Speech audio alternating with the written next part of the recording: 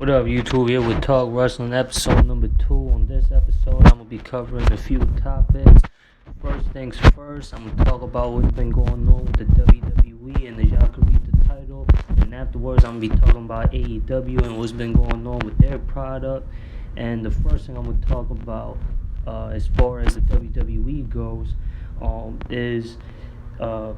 McMahon, aka Vince McMahon, whatever you want to call him. He has stepped down from his position as CEO and chairman of the WWE with these controversies going on with Vince McMahon and the WWE right now. I don't want to get into the details of the messy shit, part of my language. That's some personal stuff, and this got the company involved in it, and that's the WWE. Obviously, that's a public company, hence why this is major news everywhere within the sports and entertainment media outlets. What's going on with Vince and the WWE and the board of directors. And if y'all tapping into this video, y'all should already know what's going on with Vince and the WWE and why he's currently not the chairman and the CEO of the WWE, which we all know Vince created pretty much after taking over that position for his father. And the WWE is synonymous with Vince McMahon.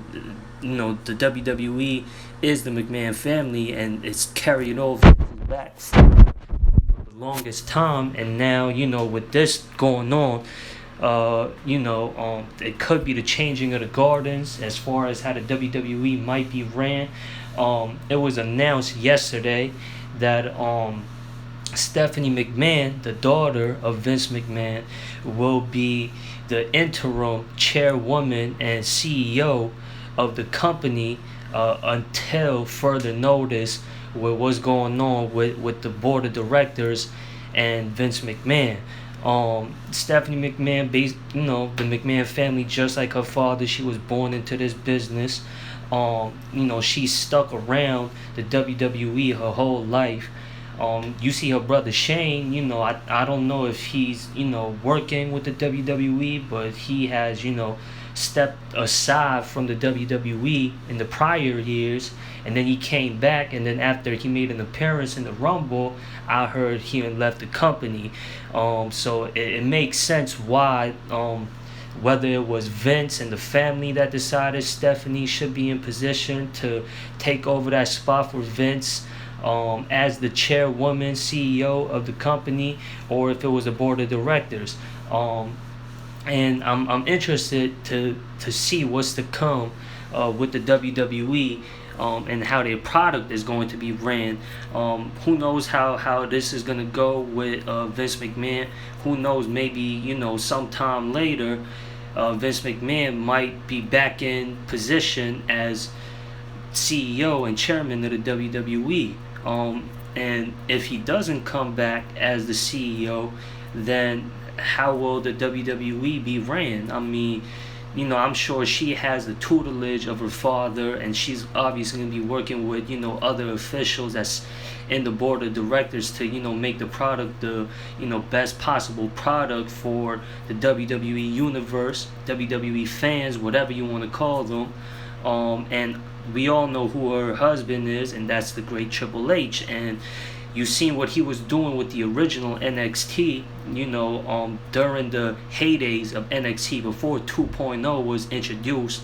NXT was outshining the main roster, and that was supposed to be a developmental stage for new WWE recruits before they go on to the main roster and get broadcasted on TV shows like SmackDown and Raw. And Triple H was responsible for running things and booking things with the original NXT, and it produced a great amount of talent. Obviously, Seth Rollins is this guy. As wrestling fans, we all know, the great wrestlers that came under Triple H's mentorship with the NXT program, and if Stephanie is going to be the CEO while Vince is figuring out his situation. I'm sure Triple H is gonna have his hands involved on how things are going to be ran within the WWE. So me as a fan, I'm excited to see what they're going to do. I don't know if any major changes with the product is going to be implemented with Stephanie being the interim chairwoman CEO, and I don't know if Triple H is going to have any influence in that. I'm pretty sure he will, but a lot of fans might speculate that this could just be a little cover up while Vince gets through this and comes back as CEO, and Vince basically taught Stephanie the game, so she going run things proudly. If obviously they're two different individuals, regardless of them being father and daughter, so they're gonna have their different ways. But I'm pretty sure she's gonna put down what was taught by her father Vince, and how he ran things. She's gonna have similarities on how she's gonna run things within the company, because she got the game from her father. But like I said, as a fan, excited to see what this will bring. It might not even be nothing major as far as how the product might be ran, how as far as the corporate structure is going to be ran. It might not be nothing too much different. Like I said, it might be just it's big news, obviously, because Vince McMahon is the basically his whole reputation is based around the WWE, as far as his name goes and what he's known for to the public. So obviously it's going to be major news, but I don't know if things are going to be much different. We don't know if this is permanent, but like I said, I'm excited to see how it might play out in the future with the WWE. And Vince McMahon, he made a TV appearance last night on SmackDown, cut a quick short promo. I don't think Fox and the WWE is gonna give Vince airtime to address this situation, and I don't think really fans are really interested in hearing that. When not if I'm attending a wrestling show or tapping into a wrestling show, I'm there to watch the wrestling and the show. I'm not here to hear about what people got going on behind the scenes in their personal lives and all that. So Vince kept it short, and he said the basic WWE tagline. He didn't talk about himself or explain the situation, as he shouldn't, and he just said what he said and told the fans enjoy the show. And the show's gonna go on, whether with Vince or without Vince. I don't know, while he takes time off, I'm sure he's probably not going to have, influence as far as, how things might be ran while he's going through whatever he's going through. But like I said, Steph is his daughter, and he could get in the ears on how to run things. And like I said, we don't know as fans what's really going on backstage as far as with that situation. But like I said, all we could do is speculate on how things might be ran. But like I said, I want to see what the future holds for the WWE. Now moving on to the next topic, Sasha Banks by the WWE. I read all over wrestling sites and wrestling news outlets that Sasha Banks has been released from the WWE after she and her tag partner Naomi, who were the last WWE Women's Tag Team Champions. I don't know what the WWE is going to do with those Women's Tag Team titles. I thought there was no need for it when they first introduced it. Yeah, it was cool, but like the Cruiserweight title and the 24/7 title, it ran its course. I don't know if they're going to bring it back, but Sasha Banks and Naomi, they were champions while they walked out when they were scheduled for a number one contenders match on Raw, and they disagreed with how the officials booked them for that match, and they decided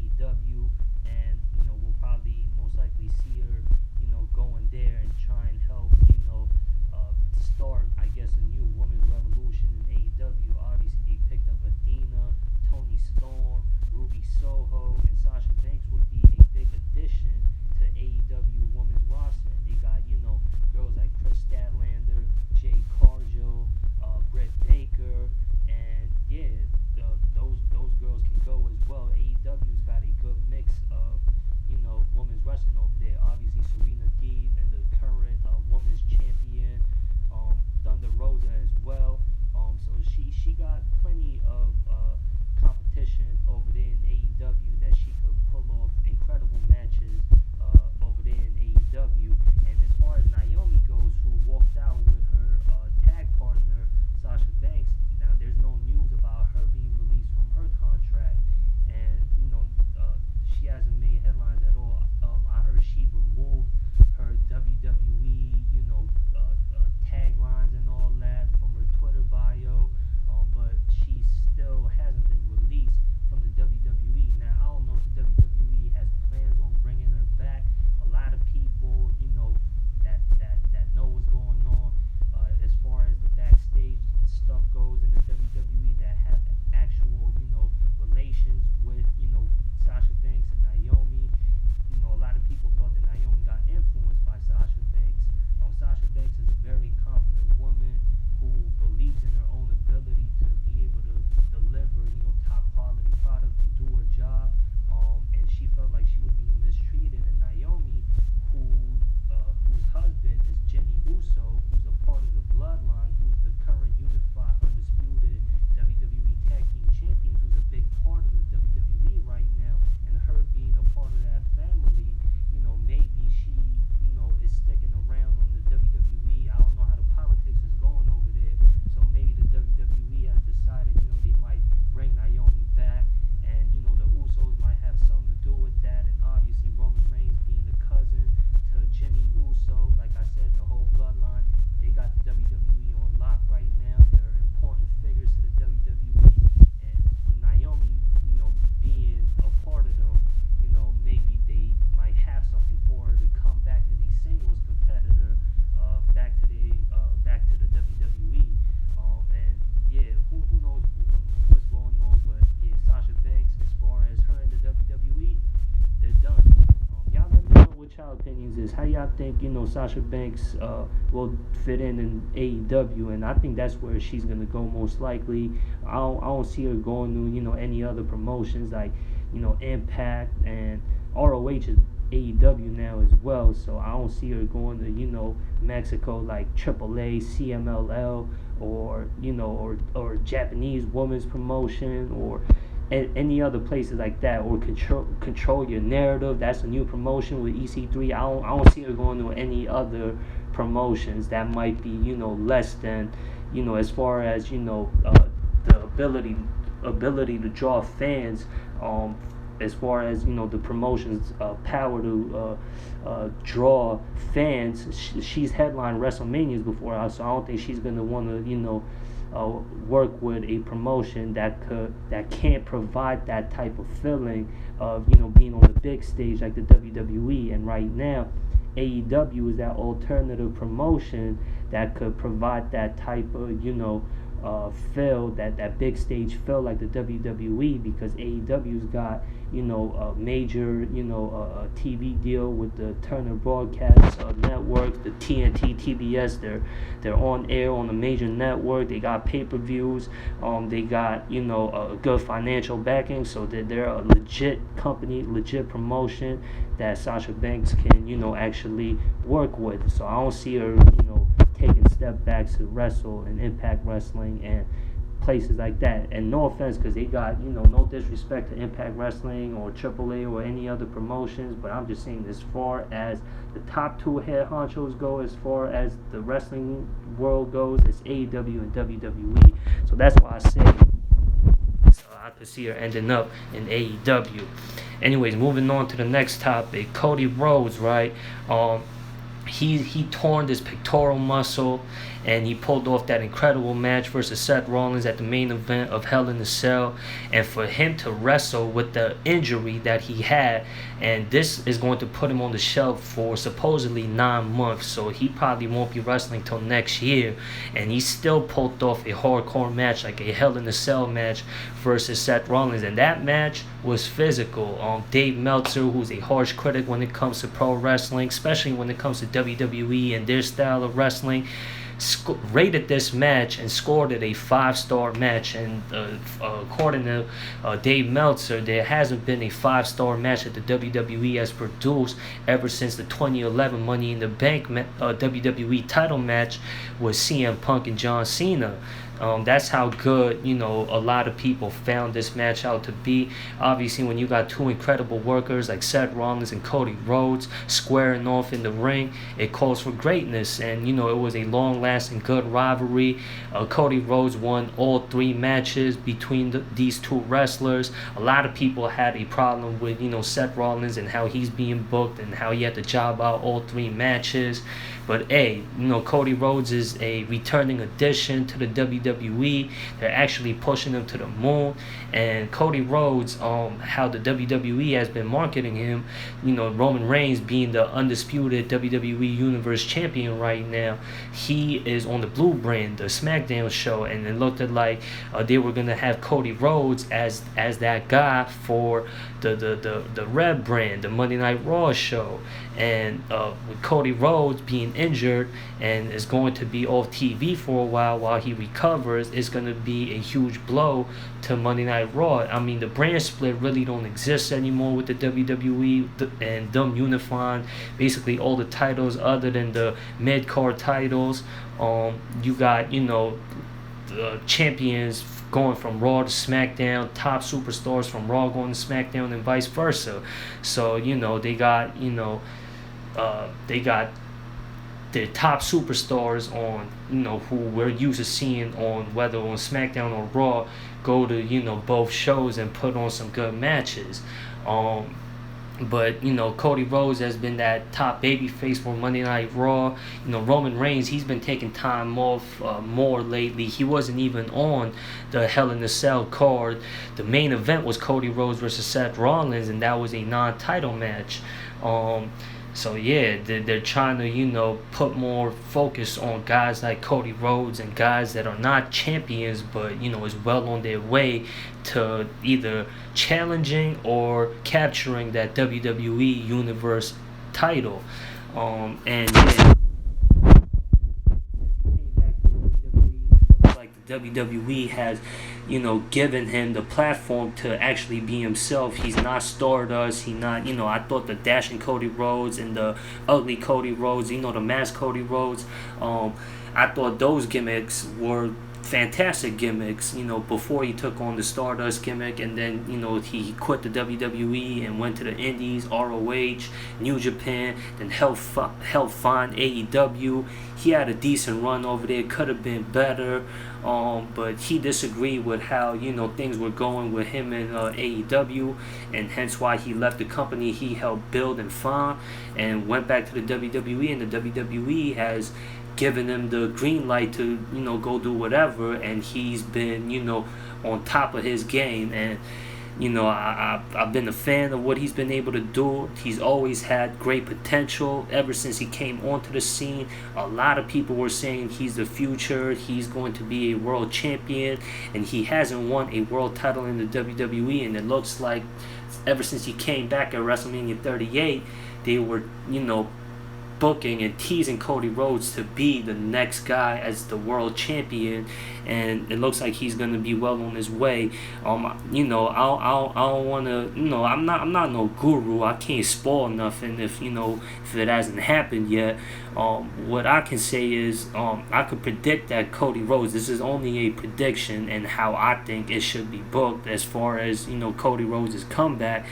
If he could make it to the Rumble back on time, he's probably the favorite candidate to win the Rumble and go to WrestleMania and possibly win the whole thing at next year's WrestleMania. Like I said, man, it was crazy how Cody Rhodes competed in that Hell in a Cell match after suffering that pectoral injury, which requires surgery, and the bumps that he took, hellacious. And he said on Twitter it was for the love of the game. That's why he decided to thug it out and actually compete in this match, and he did that, and he put on a great match versus Seth Rollins. And it looked like Seth Rollins was going to turn babyface. Hopefully, when he comes back, he don't, do that program with Seth Rollins again. And actually, he might challenge Roman Reigns or whoever's the champion at the time for WrestleMania season next year, whenever he could come back healthy and fully ready again. But I don't want to see him versus Seth Rollins again. Seth Rollins, it looked like he was giving Cody Rhodes his much deserved respect after going through what they went through ever since WrestleMania, shook his hand and all that, and then he doubled back on him, cheap shotted him, and did the cliche heel stuff. I thought, Seth Rollins could be a great babyface as well. People are going to love him for his work, whether he's a heel or a babyface. So, if Cody Rhodes is not going to be there as Monday Night Raw's top babyface, you could have turned Seth Rollins babyface after him giving the respect to Cody Rhodes by shaking his hand. But, I guess he decided to keep Seth Rollins as a heel. And it's working. Seth Rollins, he could work both characters either way. So, yeah. Anyways, man. Is Brock Lesnar. He made his return to the WWE last night on SmackDown. I know Brock Lesnar, he's born in North Dakota, but he's built to be from Minneapolis, and he came back in Minneapolis to return to WWE once again after he took that L versus Roman Reigns at the main event of WrestleMania this year. And he came out after Roman Reigns defeated Riddle to retain his undisputed WWE Universe title. Brock Lesnar's music hit. The WWE Universe went crazy for him. He came back in his lumberjack attire, his cowboy hat and cowboy boots, all smiling. And he came into the ring. Roman Reigns, got the Usos and the Wiseman, Paul Heyman out the ring like, yo, I got this. I beat him already. And Brock Lesnar all smiles. He's offering his hand to shake hands with Roman Reigns, and Roman Reigns, for whatever reason, I don't know, I guess he thought it was sweet, and he shook his hand, and then Brock Lesnar would deliver a F5. The Usos would try and jump in. Brock Lesnar cleared the ring, let the whole WWE Universe know that he's back. And I'm gonna be honest with y'all, man. Brock Lesnar and Roman Reigns have already had a trilogy at WrestleMania. Stone Cold and The Rock, I think, are the only ones that did that.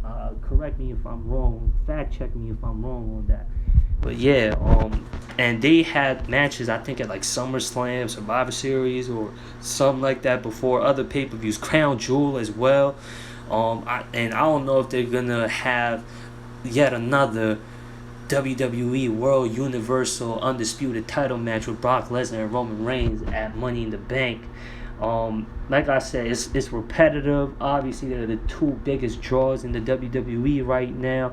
WWE's lacking when it comes to top baby faces, so it's good timing to bring Brock Lesnar back. And anytime Brock Lesnar makes an appearance, it's big news for both sports and the entertainment media outlets. WWE gets the attention that they want when Brock Lesnar comes back. But as a avid pro wrestling fan, it's like eating pizza every day. You're gonna get tired of it. You get what I'm saying? I want to see Brock Lesnar in programs with different wrestlers, and Roman Reigns, I want to see him feud with other wrestlers who hasn't had their world title shot. I want to see Roman Reigns get in the feud with guys like that, guys like Riddle, and I guess Randy Orton could fit in that picture as well when he comes back.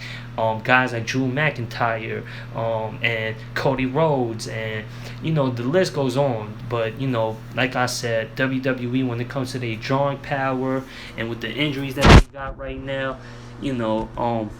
they kind of needed Brock Lesnar to provide the product and the excitement value to the WWE. But y'all let me know what y'all opinions is on Brock Lesnar coming back to feud with Roman Reigns once again for the undisputed WWE Universe title. Will we see this match in Money in the Bank? Most likely. Is this a way to take the title off of Roman Reigns? Because I heard Roman Reigns, he's going to be shooting a movie. I don't know if he's taking, his cousins, Dwayne The Rock Johnson's route to become a movie star.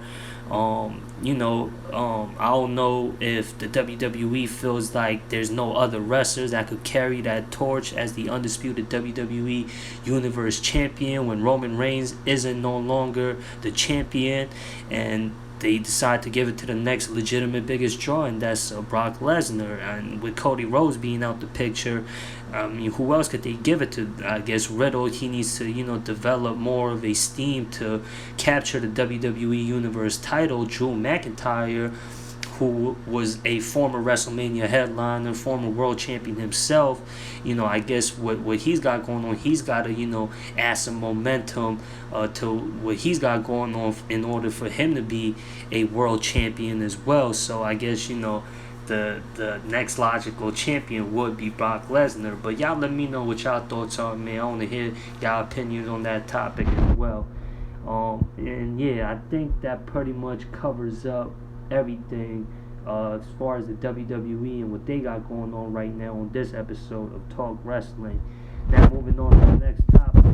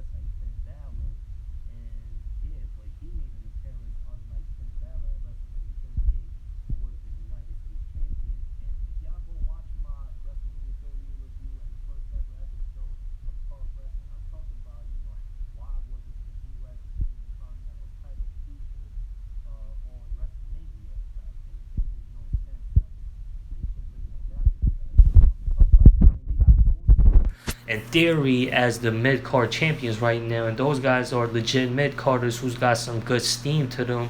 Hopefully they revive the mid card scene back, and they're doing a good job of that with Theory and Bobby Lashley. And I don't know why Bobby Lashley, after he defeated Omos in their feud, why he's not going for the WWE Universe title, which he never lost, but instead is chasing the US title. But hey, that brings more value and more attention to the US title. And Gunther, the way he's been being built up on SmackDown, he's got some good momentum. Him having the Intercontinental title, I think that's a good look as well.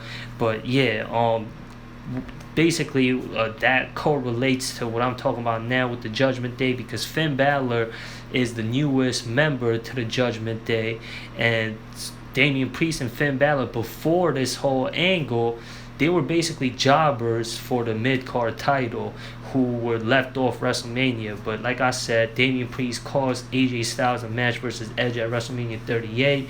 Then the Edge and AJ Styles feud continued with Damian Priest in the mix.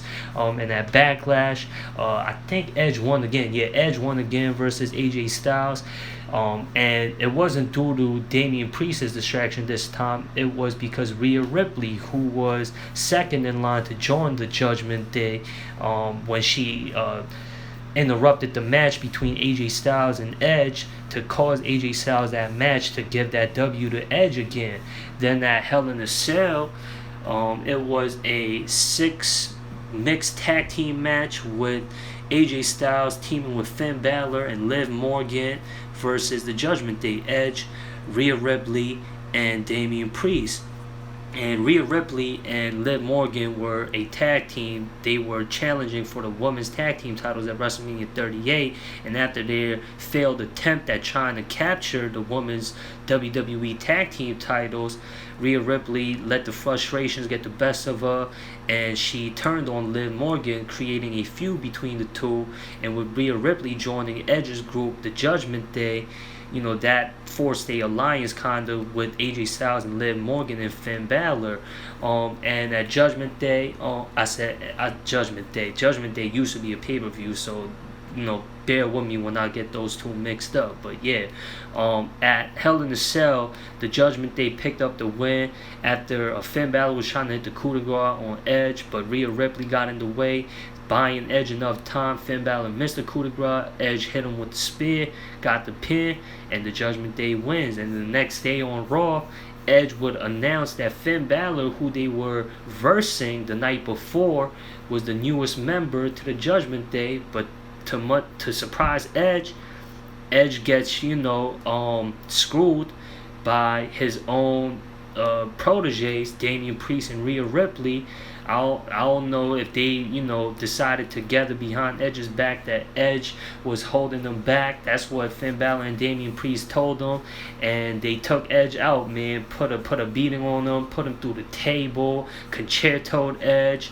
And then I don't know what that submission is that Finn Balor put on Edge. It's Edge's submission move, but Finn Balor used that on Edge, and I don't know how Judgment Day has to be invoked. I think they're gonna have Rhea Ripley as the top face of the Judgment Day. She's next in line to challenge Bianca Belair for the Raw Women's title. She's gonna be wrestling Bianca Belair for that title at Money in the Bank, so she's got some good momentum. I don't know if Finn Balor and Damian Priest is going to be a tag team, but Finn Balor has the ability to be a huge single star. We've seen his capability in New Japan, and he's obviously led a group before with the Bullet Club. He's one of the most notable names to come out as a leader of the Bullet Club. So he's got the ability to lead a group.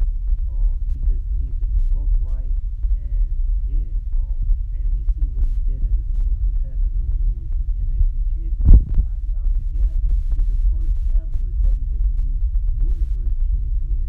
So WWE, knows his capability. So we'll see how they book him with the Judgment Day. And Edge, obviously, when he comes back, he's going to be feuding with them. But yeah, I thought that double switch was kind of too quick. I don't know if it was a desperate move by the WWE and its booking team to make Edge, who is a notable name, one of the top dogs in WWE right now. But he's a guy who came out of retirement. He's old. He can still go like in his prime. He still looks young. And he can still perform, but he's not in the prime of his life right now. He's almost 50 years old, and he's been a part-timer ever since he became an active wrestler once again. So I don't know if it's because he needed time off again, or it's because he needed a top baby face like the drawing and Raven, Edge to draw. So, with Cody Rhodes, I got something else to picture as the top baby face to draw, and Edge being in the same rank, you can never see what he said there. I guess they wanted Edge as the top baby face, but if he's going to be off TV and they rid him off of TV after the Judgment Day turned on him, yeah, I don't know when Edge is going to come back, and I don't know how Edge, needed a top baby face, is going to come into play if he's not on TV. So I don't know how that possibly makes sense as far as, it was a desperate move by the WWE by having the Judgment Day turn on Edge when, Edge is not going to be on TV presented as a top baby face because he went off of TV. It don't make no sense. So I thought that was kind of facetious kind of thing from a lot of the fans. It's just speculation when it comes to that with Edge and WWE having to, play as a baby face with his own group, the Judgment Day,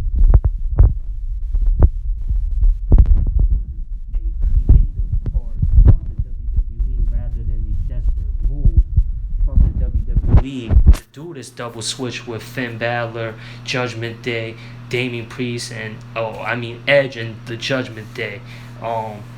yeah, I think WWE knows what they're doing. I think, they just rid him off of TV because he's a part timer rather than a desperate move by the WWE to put Edge as a top baby face while they don't got one right now.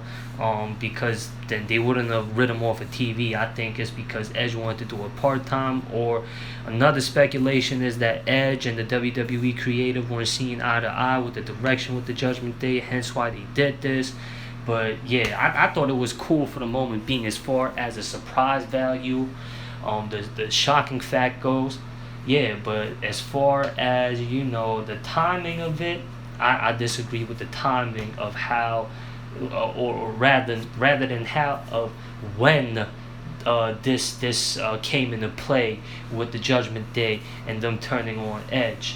But it is good things to come out of this storyline though, for sure. So yeah, that's one angle that the WWE is pitching right now that is entertaining. Anyways, moving on to the next topic, that does it for the WWE talk for episode 2 of Talk Wrestling. Next topic, AEW and their next pay-per-view event, Forbidden Door, happening at the United Center in Chicago, Illinois, June 26th.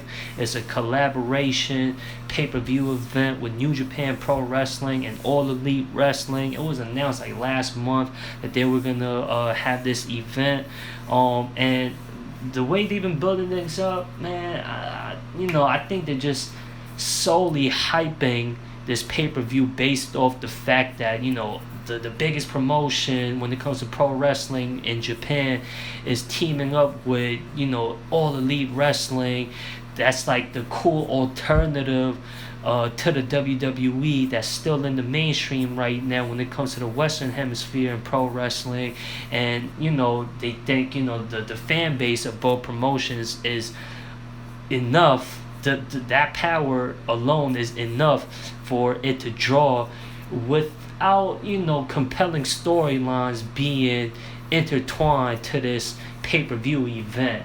Obviously with CM Punk being injured and him having to relinquish the AEW World Title that he won at Double or Nothing when he defeated Hangman Page, he had to relinquish it due to, I think, an ankle injury. I don't know how he heard it. He could have heard it at Double or Nothing, or he could have heard it on the Dynamite episode after Double or Nothing when he was teaming with FTR. And it was announced on Rampage that he needed to undergo surgery to treat his injuries, and he was scheduled to wrestle Tanahashi. But like I said, he had to relinquish that title, and now AEW has Jon Moxley, who wasn't originally the number one ranked contender, but I heard, or it's known, that he's got the best singles record when it comes to AEW. Yes, AEW's on their UFC shit with their rankings, and they keep track of wrestlers' records. And Jon Moxley, a former AEW World Champion himself, has got the best singles competitor's record. Hence why they got him as the number one contender. He defeated Kyle O'Reilly to represent AEW to wrestle Hiroshi Tanahashi for the interim AEW World Title, with the winner versus the real AEW World Champion CM Punk when he's ready to come back and compete. They had to make adjustments. That's why I guess for the main event they haven't really been hyping that up for Jon Moxley and Hiroshi Tanahashi. I think Tony Khan believes that that match itself is a dream match, so that match should sell itself without having a real storyline based off of it. Obviously they had a face off on the last episode of Dynamite, and but JAS interrupted, and Chris Jericho announced that he's gonna be having like an 8-man tag match at the Forbidden Door event. It didn't really hype up the match between Tanahashi and Jon Moxley, and I think that's gonna be the main event because that's for the AEW interim world title, right? It was basically Jon Moxley talking. Obviously, we all know Jon Moxley's ability to be able to talk on the mic. And Tanahashi, he's more known. Japanese superstars, Japanese pro wrestlers ain't really known for their mic ability. They known for their strong style and their style of wrestling. And AEW is a American product, and most of the audience that tap into AEW speak English, and Tanahashi, he don't look like he speak fluent English. He got like this more flamboyant rock star gimmick, and that's more friendly to the Western market. But his ability to cut promos, definitely in English, is like mid. But he's endeared by the wrestling crowd, definitely by those that I don't want to use the word smarts because it sounds demeaning. So yeah, that's why I want to say he's got a great fan base. Whoever follows him and his work, they're loyal fans of his, and I'm sure those guys are looking forward to that match. And Jon Moxley, he's a former IWGP US Heavyweight Champion. He's had experience wrestling in New Japan, so he's not a stranger when it comes to that style. So I'm looking forward to that match, but I just think they could do a better job at building this pay-per-view up. And one of the more exciting parts to AEW right now is Will Ospreay. And I was told, I ain't gonna front to y'all, like, I'm not tapped in when it comes to New Japan Pro Wrestling. When it comes to their product, I don't really like keep up with what's going on with New Japan. I've seen some of the matches, some of the events, and I know some of the talent, but I'll be lying to y'all if I say, oh, I really watch these stuff and I know everything that's going on and I know every talent in New Japan. No, I don't. And I'm not too fond, I'm not too familiar when it comes to Will Ospreay's abilities in the ring, but I heard great stuff about him. I even heard that he might be the best active wrestler currently right now. And this is my first time actually watching Will Ospreay in action, and that's one of the more exciting parts of AEW right now. They got him in his group. Like I ain't even know Will Ospreay. I heard of him before, but I ain't know he had a whole group called the United Empire. And they're feuding with FTR, Rocky Romero, Trent Beretta, and Orange Cassidy, aka the Best Friends. Orange Cassidy made his return to AEW without that cash. Y'all remember at AEW Revolution during the ladder match, he hurt his arm, and he's been out of action ever since. But he made his return on Dynamite last Wednesday, after Will Ospreay defeated Dax Harwood, and that was a great match that they put on. These styles match well together, and they put on an incredible match. And following that match, United Empire came through. Obviously, Will Ospreay and his group, Jeff Cobb, Great O'Connor. I don't know who the other two guys are, so y'all gotta pardon me on that. But Jeff Cobb and Great O'Connor, who's the current IWGP Heavyweight Tag Team Champions, they attacked the AAA and ROH Tag Team Champions, FTR, on the closing show, the Double or Nothing, and that was a little teaser for this Forbidden Door event. And then after Trent Beretta wrestled, I don't know who it was, but it was Trent Beretta and FTR that got assaulted by Will Ospreay and the United Empire, discluding Jeff Cobb and Great O'Connor. That's when the rest of the United Empire made their AEW debut after they attacked Trent Beretta and I think FTR, and then they had a 6-man tag match on Rampage, where FTR and Trent Beretta beat the United Empire. So they got this feud going, and at Forbidden Door, it's going to be Will Ospreay versus the returning Orange Cassidy for the IWGP US Heavyweight title, and Will Ospreay won that title. I don't know what the show was. It was in America somewhere, and yeah, that's the new IWGP US Heavyweight Champion. I don't know who he defeated for that title. All I know is Juice Robinson vacated that IWGP US Heavyweight title when he couldn't make the show or something like that. And yeah, Will Ospreay versus Orange Cassidy. Like, Will Ospreay, from what I've seen, he's got a strong style. Orange Cassidy is a complete opposite of that. It's like a contrast in style, wrestling one another. Like, I don't like the clash and difference in style. It might be pretty cool to see, but obviously there could have been better matches. But for Orange Cassidy to come back from an injury to wrestle somebody like Will Ospreay, could be a risky move. But Orange Cassidy is one of the most beloved characters in AEW right now, and Will Ospreay is a big part of New Japan, and for Will Ospreay to get in there with somebody of a lesser caliber, it won't be a good look. And Orange Cassidy is, on that IWGP US Heavyweight title level over there in AEW. He's competed for the world title before, TNT title before, and like I said, one of the most beloved characters in AEW right now. And also, it was announced that it's going to be a triple threat tag team title match between the United Empire, FTR, and the Best Friends. And that's going to be a good match as well.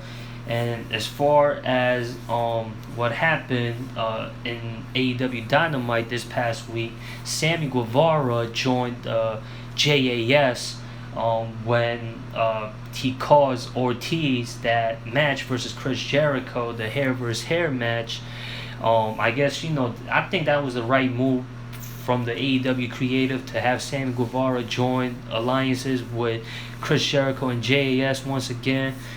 His singles run was running stale. They were trying to have him as a babyface. He was over because of his abilities in the ring, his high-flying abilities. He pulls off incredible matches, right?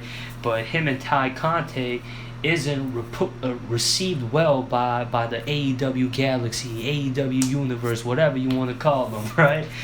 Yeah, so I think it was the right move. He's got some heat already, and for him to join one of the best heel groups right now, the JAS, I think that's a good look. I think with the heel momentum that him and his girl got right now to join this whole sports entertainment gimmick thing that Jericho and his group got going on right now, I think it's the perfect fit. And versus a rugged beloved group like Eddie Kingston and PMP and the Blackpool Combat Club, and obviously Sammy Guevara being in the inner circle with PMP before, that also has some interesting factors to it as well. So I'm looking forward to what they might have coming up as far as that feud goes. That's one of the more exciting programs that the AEW wrestling promotion has been providing us right now. And I don't know if they're going to have Wardlow. He looks like he's going to be challenging Scorpio Sky for the TNT title next. Obviously, that's one of the hottest talents in AEW right now. He's being booked right. He's got some good momentum. He's like the cliche babyface, but he could go in the ring. And he plays his character very well. And AEW has been booking him right. And he was the number one contender overall. So if you want to base shit off of sheerly rankings, then Wardlow was next in line to be the interim world champion. But no, he says he's not ready. Well, he's not ready. It's because MJF caused him the TNT title when he had that shot versus Scorpio Sky the first time after he won the ladder match at Revolution. MJF cost him that match, and after he took care of MJF at Double or Nothing, he said he's going to go straight for that TNT title, which should have been his in the first place. So I don't know if they're going to wrestle at Forbidden Doors for the TNT title, but I think that's a better move for Wardlow. Take it step by step. Obviously, he's world championship material, and but slow steps to that. First win the mid-card title, TNT title. People been complaining how TNT title's been shifting gardens from Sammy Guevara to Scorpio Sky, all this back and forth going on between them two.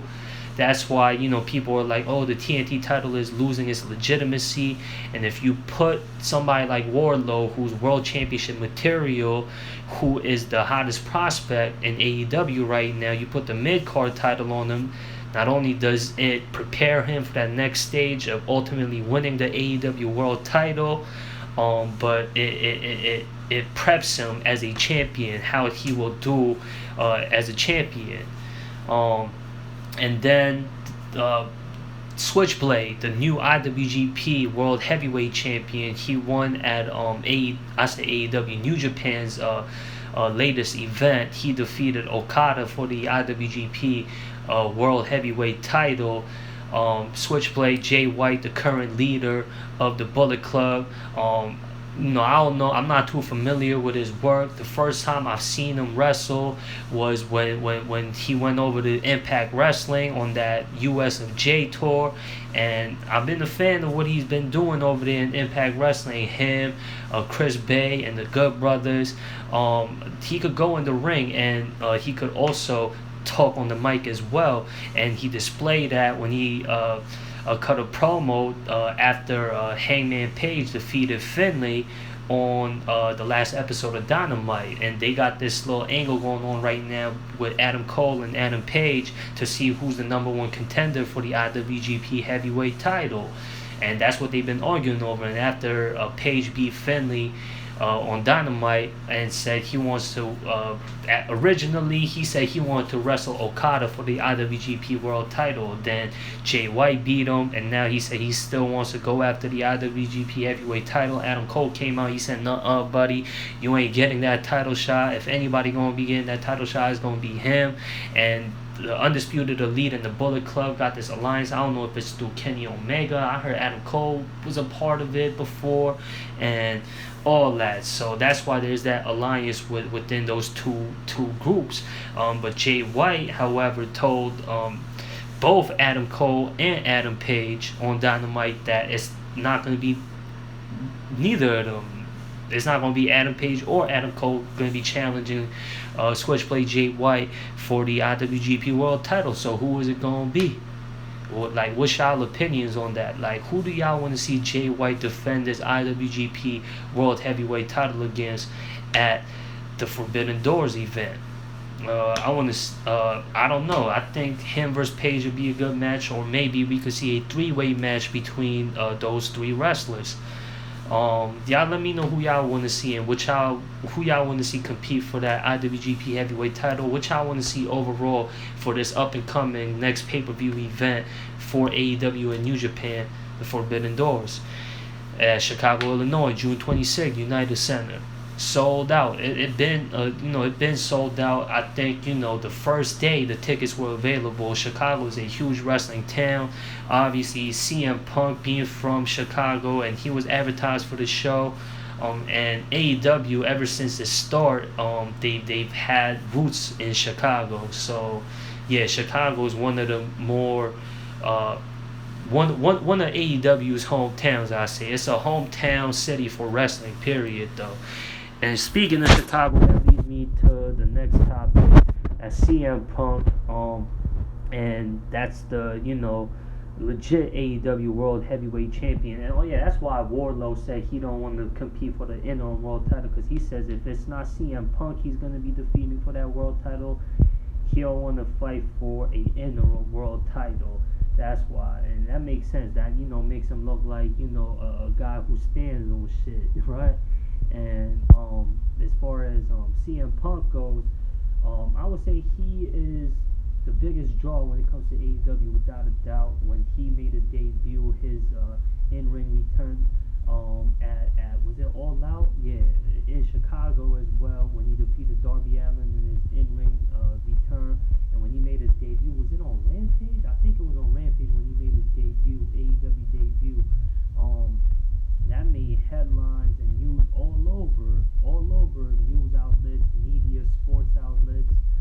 Everybody was talking about CM Punk in AEW. But a lot of people, including myself, were wondering how will CM Punk draw as the world champion. Now, Hangman Page, who was the last world champion before CM Punk, he wasn't able to draw like that. And CM Punk, without a doubt, he made the biggest splash in AEW history. He gave him the most attention, so it was the right business move, I say, for AEW to give him the world title, because if anybody's going to draw on more ratings, and every promotion should want to go after the highest ratings that they could draw in possible, and the best strategy to do that is give it to the top guy who brings in the most numbers, and That's CM Punk. CM Punk draws in the most numbers, but do y'all think, it was a one-time thing where, he makes his debut and that's what, gets AEW all the attention? Did his run become stale? And, does it hurt AEW and him, with him getting injured and, being forced out of action for a while? Does this postpone does him having to relinquish that AEW World Title and him postponing his run? Does that hurt him in AEW's momentum? Like, obviously when he comes back, that's going to be yet another huge splash, but when he comes back, is he gonna have that same momentum, that same steam? He's gonna have that world title, so he's gonna wrestle the interim world champion to see who's the legit AEW world champion. The only reason why they having this interim world title match is because of his injury, and I don't know the details of his injury. I don't know how long CM Punk is gonna be out of action for, but like a lot of people, I want to see what numbers could CM Punk have drawn as a world champion. I wanted to see if he had that ability in his second run to be that top guy that a promotion could rely on. Anyways, that does it for this episode of Talk Wrestling. Y'all let me know what y'all opinions is on all the topics that I covered. Share, subscribe, like, comment, all that good stuff. Y'all already know. And I'm out of here, y'all. Peace.